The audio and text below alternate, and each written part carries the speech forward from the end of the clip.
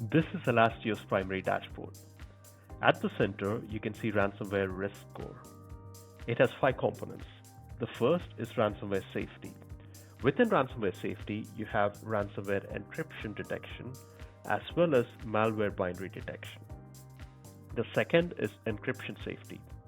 Here, we also call this insider threat protection, where we can accurately point out what are all the encrypted files throughout your organizations. If somebody insider is trying to encrypt your data, you can identify it quickly and also remediate from it. The third is storage health. It talks about basic misconfigurations in cloud. Do you have backups? Are you scanning them regularly? Are you encrypting your data, etc.? The fourth is ransomware assurance. It talks about meeting your RPOs and RTOs during a ransomware attack. And the fifth is asset coverage. It talks about covering all your assets. Are you leaving any gaps within your cloud environment? The ransomware gangs can make use of it and get into your systems. Are you covering everything? It talks about all those aspects in this ransomware risk score. Let's talk about how do you remediate from an attack. Here on the Elastio's dashboard, we can see 14 assets were impacted. Once I drill down, I'll get a list of all the infected assets. You can drill down into S3, EBS, etc. Here, I can drill down into one of the volumes, and I can quickly see that there's a ransomware which is detected on this asset. There's no malware, there's no encryption, but we detect some ransomware encryption in the data.